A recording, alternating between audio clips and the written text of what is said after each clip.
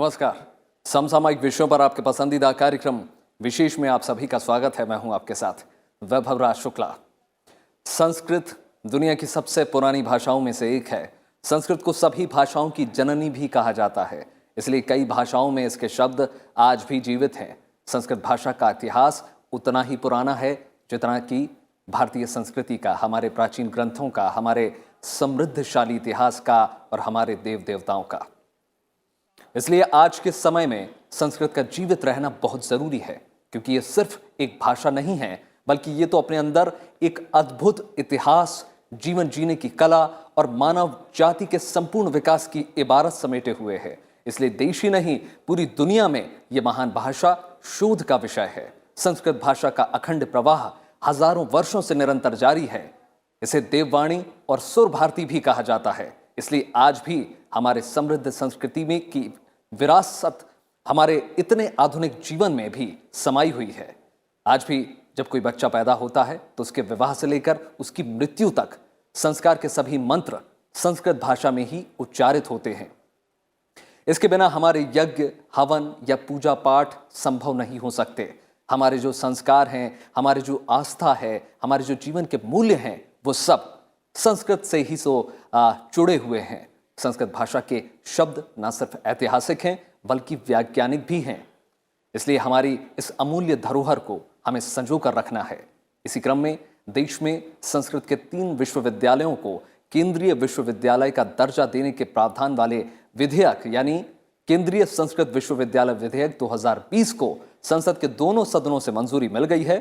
संस्कृत भाषा समेत भारत की तमाम भाषाओं को समृद्ध बनाने की दिशा में ये एक बड़ा कदम है। तो आज विशेष में हम बात करने जा रहे हैं केंद्रीय संस्कृत विश्वविद्यालय विधेयक के प्रावधानों और विधेयक की। जानेंगे कैसे ये विधेयक संस्कृत भाषा के शिक्षा, शोध और नवाचार में भूमिका निभाएगा। इसके साथ ही जानेंगे संस्कृत के इतिहास और देश में संस्कृत भाषा की वर्तमान स्थिति को भी। तो आइए शुरू करते हैं आज का विशेष।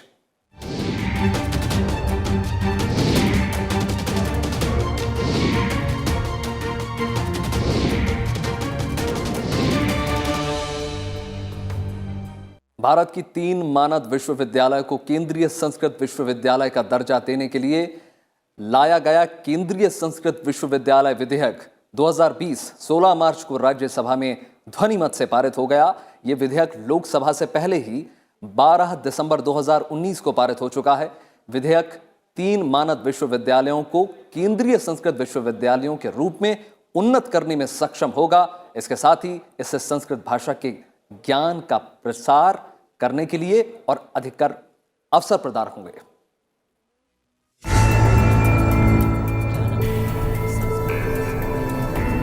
संस्कृत साहित्य का सबसे बड़ा भंडार और भारत की ऐसी अमूल्य धरोहर है जिसकी एक अलग पहचान है। भारत ने समूचे विश्व को संस्कृत के माध्यम से ज्ञान दिया है। केंद्र सरकार देश के 3 मानद विश्वविद्यालयों को केंद्रीय संस्कृत विश्वविद्यालय में बदलने के लिए केंद्रीय संस्कृत विश्वविद्यालय विधेयक लेकर आई। राज्यसभा ने इस विधेयक को 16 मार्च को ध्वनिमत से पारित कर दिया। इससे पहले 12 दिसंबर को ये विधेयक लोकसभा से पारित हुआ। इस विधेयक के पारित होने के बाद राष्ट्रीय संस्कृत संस्थान नई दिल्ली, श्री लाल बहादुर शास्त्री राष्ट्रीय संस्कृत विद्यापीठ नई दिल्ली और राष्ट्रीय संस्कृत विद्यापीठ तिरुपति की पहचान अब केंद्रीय संस्कृत विश्वविद्यालय के रूप में होगी। विशेष बात यह है कि लोकसभा और राज्यसभा में बिना किसी विरोध के ये बिल पास हो गया है, जिसमें सब लोगों ने रुचि ली है। कई सांसदों को तो मैंने संस्कृत बोलते हुए भी देखा। कुछ लोग संस्कृत बोल रहे थे, फिर इंग्लिश में भी बोल रहे थे, हिंदी में भी बोल रहे थे।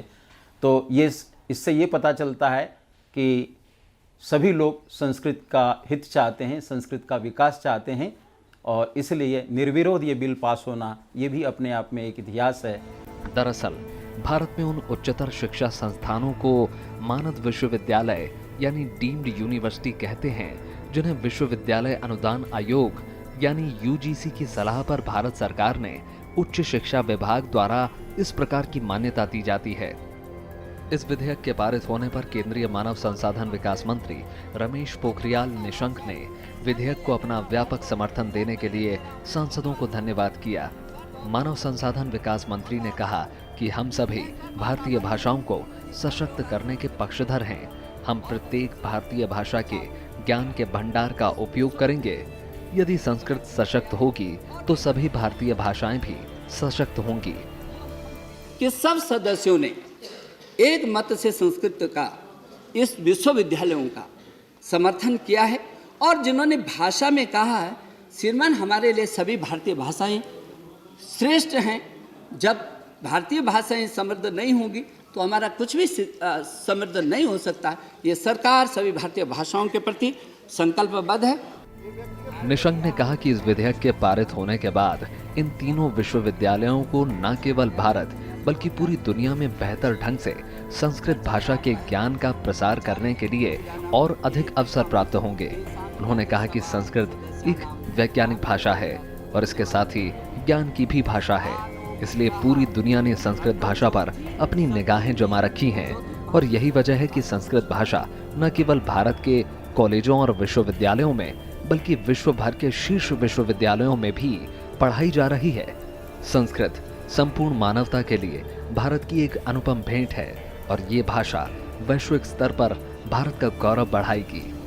120 विद्यालयों के हजारों महाविद्यालयों में संस्कृत पढ़ाई जाती है और जो 20 संस्कृत के विश्वविद्यालय हैं उसमें 5 करोड़ छात्र इसमें संस्कृत पढ़ रहे हैं। श्रीमान मुझे इस बात को कहते हुए खुशी है, Australia, Germany, Austria, Belgium, Denmark, Finland, Britain, Italy, Netherland, Norway, रूस, स्वीडन, स्विट्जरलैंड, जापान, अमेरिका के अनेक प्रांत और नेपाल, चीन, Thailand, Malaysia, Indonesia, Mauritius, Bhutan, Mongolia, Iran, Saudi Arab, Abu Dhabi सहित दुनिया के अधिकांश स्थानों पर आज संस्कृत पढ़ाई जा रही है। मानव संसाधन विकास मंत्री ने संस्कृत भाषा और उसके साहित्य के महत्व के बारे में विस्तार से बताते हुए कहा कि संस्कृत एक ऐसी भाषा है जिसमें अनेक विशेषताएं हैं और व्याकरण, अर्थ, उच्चारण, सटीकता और कई क्षेत्रों में ये अद्वितीय है।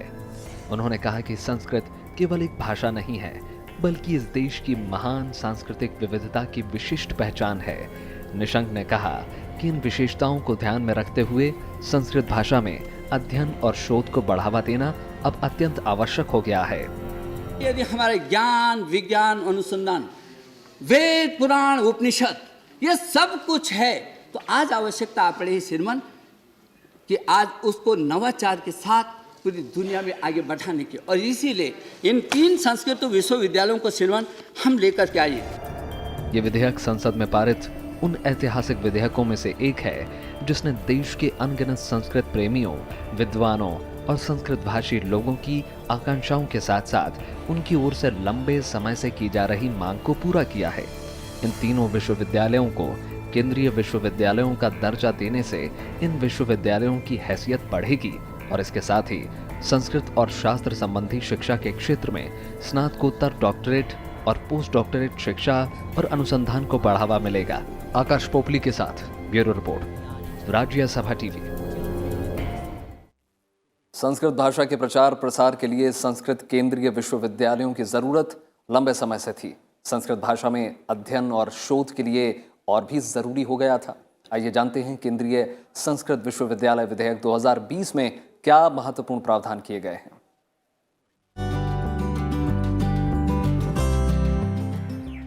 केंद्रीय संस्कृत विश्वविद्यालय विधेयक 2020 राज्यसभा में पारित होने के साथ ही संसद में पारित हो गया। लोकसभा में ये 2019 में ही पारित हो गया था। भारत के प्राचीन भाषाओं में संस्कृत सबसे वैज्ञानिक भाषा के तौर पर प्रचलित है। इसके संरक्षण के लिए 3 संस्कृत विश्वविद्यालयों को केंद्रीय संस्कृत विश्वविद्यालयों में बदलने के लिए ये विधेयक लाया गया। ये विश्वविद्यालय संस्कृत के संवर्धन के लिए ज्ञान के प्रसार को आगे बढ़ाएंगे। मानविकी, सामाजिक विज्ञान और विज्ञान में एकीकृत पाठ्यक्रमों के लिए विशेष प्रावधान करेंगे और संस्कृत के समग्र विकास और संरक्षण के लिए जनशक्ति को प्रशिक्षित करेंगे और विश्वविद्यालय सभी संबंधित विषयों के लिए प्रावधान कर सकेंगे। उसमें सबसे बड़ी विशेषता ये होगी कि अब जैसे डीम्ड टू बी यूनिवर्सिटी में इतनी पावर नहीं थी विश्वविद्यालय को, लेकिन अभी जो प्रावधान आया है उसमें जो मेन बिंदु हमने देखे हैं उसमें यह है कि संस्कृत के विषयों के साथ साथ जो दूसरे विषय हैं वो मानविकी के हैं, ह्यूमैनिटीज़ के हैं, कला संकाय जिसको कहते हैं, उन विषयों के साथ को रिलेशन कैसे हो सकता है। साइंस के जो विषय, विज्ञान के जो विषय हैं, सोशल साइंस के जो विषय हैं, उनका इंटरडिसिप्लिनरी जो स्टडी होगी वो एक बहुत बड़ा काम ये विश्वविद्यालय में होगा। केंद्रीय संस्कृत विश्वविद्यालय विधेयक 2020 के तहत जो प्रावधान किए गए हैं उसमें संस्कृत विश्वविद्यालय को प्रमुख शक्तियां दी गई हैं और कार्य भी सौंपे गए हैं। केंद्रीय संस्कृत विश्वविद्यालय की शक्तियों में अध्ययन के पाठ्यक्रम निर्धारित करना और प्रशिक्षण कार्यक्रम आयोजित करना, डिग्री, डिप्लोमा और प्रमाण पत्र प्रदान करना, दूरस्थ शिक्षा प्रणाली के माध्यम से सुविधाएं प्रदान करना, एक कॉलेज या एक संस्थान को स्वायत्तता का दर्जा देना और संस्कृत और संबद्ध विषयों में शिक्षा के लिए निर्देश प्रदान करना शामिल है। विश्वविद्यालय के प्राधिकार भी होंगे। एक न्यायालय के तौर पर इसे विश्वविद्यालय की नीतियों की समीक्षा करने और इसके विकास के लिए उपाय सुझाने का अधिकार होगा। विश्वविद्यालय का एक कार्यकारी परिषद भी होगा जो मुख्य कार्यकारी निकाय होगा। कार्यकारी परिषद विधियों के माध्यम से अतिरिक्त अधिकारियों की घोषणा कर सकती है। विश्वविद्यालय के तहत शैक्षणिक और गतिविधि परिषद की स्थापना भी होगी जो अकादमिक नीतियों का पर्यवेक्षण करेगी। संस्कृत विश्वविद्यालय का अध्ययन बोर्ड भी होगा जो शोध के लिए विषयों को अनुमोदित करेगा और शिक्षण के मानकों में सुधार के उपायों की सिफारिश करेगा। विधेयक के प्रावधानों में एक वित्त समिति भी है जो सृजन से संबंधित प्रस्तावों की जांच करेगी और विश्वविद्यालय के खर्च पर सीमाएं तय कर सिफारिशें देंगी। विधेयक में एक योजना और निगरानी बोर्ड का भी प्रावधान है जो विश्वविद्यालय के समग्र नियोजन और विकास के लिए जिम्मेदार होगा। केंद्रीय संस्कृत विश्वविद्यालय विधेयक 2020 के प्रावधान के अनुसार कार्यकारी परिषद विश्वविद्यालय के सभी प्रशासनिक मामलों के लिए जिम्मेदार होगी। परिषद में 15 सदस्य शामिल होंगे। इनमें कुलपति होंगे जो केंद्र द्वारा नियुक्त किए जाएंगे। मानव संसाधन विकास मंत्रालय के संयुक्त सचिव और संस्कृत या संबद्ध विषयों के 2 प्रख्यात शिक्षाविद भी होंगे। कुलपति परिषद के अध्यक्ष होंगे। परिषद के प्रमुख कार्यों में शिक्षण और अकादमिक पद सृजित करना और उनकी नियुक्ति करना, विश्वविद्यालय के राजस्व और संपत्ति का प्रबंधन, विश्वविद्यालय के वित्त का प्रबंधन और नियमन करना और उद्योग के साथ साझेदारी करना और गैर सरकारी एजेंसियों को ज्ञान बढ़ाने के लिए प्रेरित करना शामिल है। हाँ, इनमें जो मेन प्रावधान है वो तो जैसे सेंट्रल यूनिवर्सिटीज़ में जैसे और अधिकार होते हैं, वित्तीय हैं, फाइनेंस के हैं, बोर्ड ऑफ स्टडीज़ हैं और वाइस चांसलर, जैसे एग्जीक्यूटिव काउंसिल में मैंने देखा उसमें 15 मेंबर्स हैं तो उसमें 2 संस्कृत के जो विद्वान होंगे वो भी उसके मेंबर होंगे और जो वाइस चांसलर कुलपति वो तो हैं ही हैं। और भी जो मेन जो निर्णय होंगे वो ये 15 लोगों की जो कमेटी बनेगी वो उनके देखरेख में विश्वविद्यालय सर्वांगीण विकास करेगा। विधेयक के अन्य प्रावधानों के अनुसार भारत के राष्ट्रपति को भी कई विशेषाधिकार दिए गए हैं।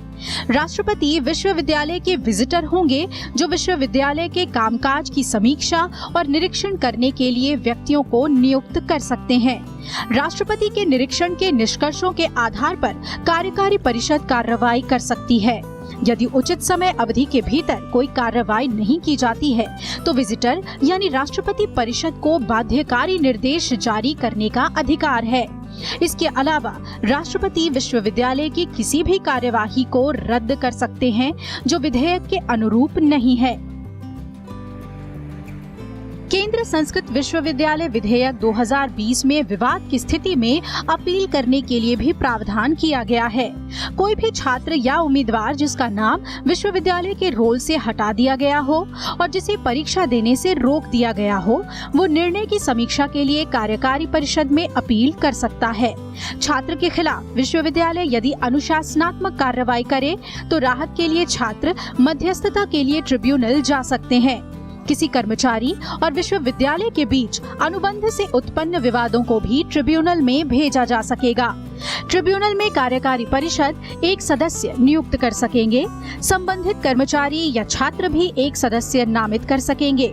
इसके साथ एक अंपायर विजिटर यानी राष्ट्रपति द्वारा नियुक्त किया जाएगा। और जो हमारे विषय हैं, चाहे वो विज्ञान हो, भौतिकी हो, जितने भी हमारे विषय हैं, उनमें हमारे वेदों में, हमारे संस्कृत में क्या ऐसे सूत्र हैं जिसके बारे में रिसर्च की जा सकती है, उनका आधुनिक और प्राचीन विषयों के साथ तुलनात्मक अध्ययन करने पर बहुत कुछ आगे शोध के क्षेत्र में विकास होगा। इस विधेयक के कानून बनते ही जहां संस्कृत भाषा का उत्थान और प्रसार होगा, वहीं शोध, अनुसंधान और नवाचार के क्षेत्र में भी संस्कृत के प्रयोग को बढ़ावा मिलेगा। भरत सिंह दिवाकर के साथ ब्यूरो रिपोर्ट, राज्यसभा टीवी। क्या आप जानते हैं कि संस्कृत भाषा की उत्पत्ति कब और कैसे हुई? भारत में संस्कृत का इतिहास और महत्व क्या है और वर्तमान स्थिति क्या है? देखिए ये रिपोर्ट। संस्कृत विश्व की सबसे प्राचीन भाषाओं में से एक है। इसे देववाणी या देव भाषा भी कहते हैं। संस्कृत का शाब्दिक अर्थ है परिपूर्ण भाषा, यानी वो भाषा जो अपने आप में ही संपूर्ण है। संस्कृत भाषा का आधार पूरी तरह से वैज्ञानिक है। यही वजह है संस्कृत को सबसे शुद्ध और सटीक भाषा माना गया है। प्राचीन व्याकरणों में इसका नाम संस्कृत इसलिए रखा गया क्योंकि सम पूर्वक धातु से निष्पन्न होकर तय प्रत्यय लगने के बाद ये भाषा संस्कृत कहलाई। संस्कृत शुद्ध संस्कार युक्त भाषा है। संस्कृत का इतिहास बहुत प्राचीनतम इतिहास है। महाभारत में एक श्लोक आता है कि संस्कृत कब से पैदा हुई है, ये भाषा कितनी पुरानी है। तो उसके लिए लिखा अनादि निधना नित्या, अर्थात ये अनादि है, इसकी कोई बिगिनिंग ही नहीं है। वेद जब से बने हैं तब से मान लीजिए वैदिक संस्कृत चली, वैदिक संस्कृत से संस्कृत साहित्य हुआ है, और ये आधुनिक काल तक बहुत सारे हमारे ऐसे विद्वान हैं, कवि हैं, जिन्होंने गद्य में भी, पद्य में भी और संस्कृत की अनेक विधाओं में खूब लिखा है। और वेदों से लेकर के अभी वर्तमान तक खूब लिखा जा रहा है संस्कृत में। वेदों के अंदर, चारों वेदों में हम देखते हैं कि बहुत सारे ऐसे सूत्र हैं जिन पर आज रिसर्च करने की ज़रूरत है, चाहे वो नासदी सूक्त हो, चाहे हिरण्यगर्भ सूक्त हो। इन वेद के विषयों को लेकर के हम बहुत कुछ अध्ययन कर सकते हैं। 3000 वर्ष पूर्व तक भारत में संस्कृत बोली जाती थी। ईसा से 500 वर्ष पूर्व पाणिनि ने दुनिया का पहला व्याकरण ग्रंथ लिखा जो संस्कृत में था, जिसका नाम अष्टाध्यायी है। संस्कृत भाषा को व्याकरण सम्मत रूप देने में पाणिनि का योगदान अतुलनीय माना जाता है। अष्टाध्यायी सिर्फ एक व्याकरण ग्रंथ नहीं है, इसमें आदिकाल से तत्कालीन भारतीय समाज का पूरा चित्र मिलता है। इस ग्रंथ में उस समय के भूगोल, सामाजिक, आर्थिक, शिक्षा और राजनीतिक जीवन, दार्शनिक चिंतन, खान पान, रहन सहन का पूरा विवरण मिलता है। भारत के साहित्यिक, सांस्कृतिक, धार्मिक, आध्यात्मिक, नैतिक, राजनीतिक और ऐतिहासिक जीवन की व्यवस्था भी इसी भाषा में मिलती है।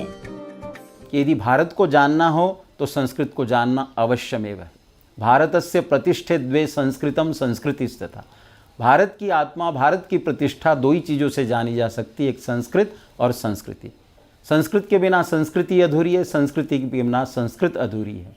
आप कहते हैं हमारी जो संस्कृति है वो प्राचीनतम है, इसके लिए उसको कहा गया है कि सा प्रथमा संस्कृतिर विश्ववार। हमारी संस्कृति सबको विकास करने की, हमारी संस्कृति वसुधैव कुटुंबकम की है, सर्वे भवन्तु सुखिनः की बात इसके अंदर कही गई। संस्कृत को सभी भारतीय भाषाओं की जननी का दर्जा प्राप्त है, जिसमें ग्रीक, लैटिन, जर्मन सहित कई विदेशी भाषाएं भी शामिल हैं। भारत के सभी प्रांतीय भाषाओं में संस्कृत के शब्द मिलते हैं। यही कारण है कि संस्कृत भाषा के व्याकरण ने विश्व भर के भाषा विशेषज्ञों का ध्यान अपनी ओर खींचा और संस्कृत भाषा के ही व्याकरण से दूसरी भाषाओं के व्याकरण का विकास हुआ। संस्कृत में वर्णमाला को स्वरों की आवाज के आधार पर कवर्ग, चवर्ग, टवर्ग, तवर्ग, पवर्ग, अंतस्थ और ऊष्म वर्गों में बांटा गया है। व्याकरण ग्रंथों की रचना के बाद शिक्षित समाज जिस भाषा का प्रयोग करता था वो संस्कृत थी और अशिक्षित जन सामान्य की बोलचाल की भाषा प्राकृतिक कही जाने लगी। ब्राह्मण धर्म के अनुयायी समाज ने संस्कृत को अपनाया और महावीर गौतम जैसे समाज सुधारकों ने प्राकृतिक की परंपरा को आगे बढ़ाया।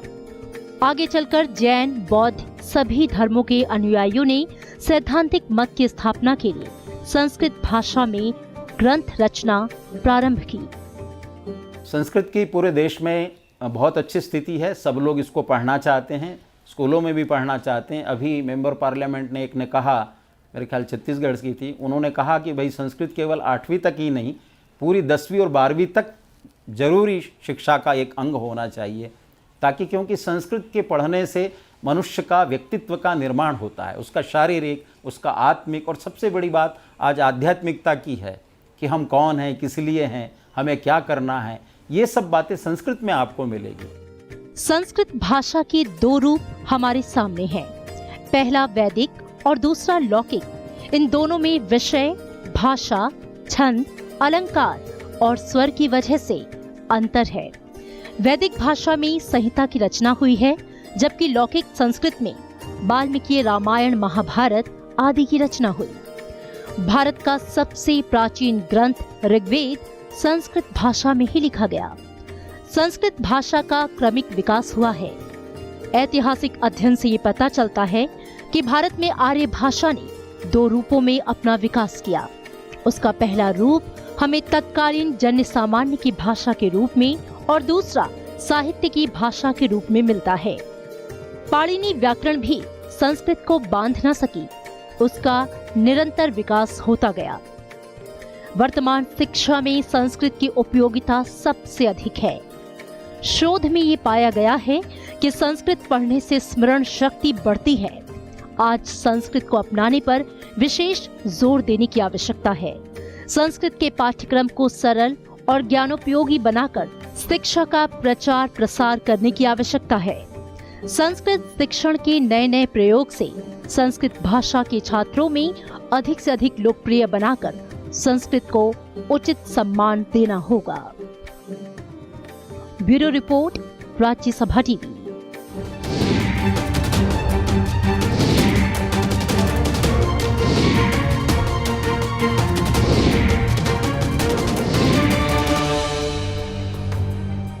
तो ये था आज का विशेष। उम्मीद है आपको विशेष का ये अंक पसंद आया होगा। आप ये हमारा कार्यक्रम YouTube पर भी देख सकते हैं, जहां पर हमें आपकी प्रतिक्रिया और सुझावों का हमेशा इंतजार रहता है। बाकी देश और दुनिया की तमाम बड़ी खबरों के लिए जुड़े रहिए राज्यसभा टेलीविजन के साथ। नमस्कार।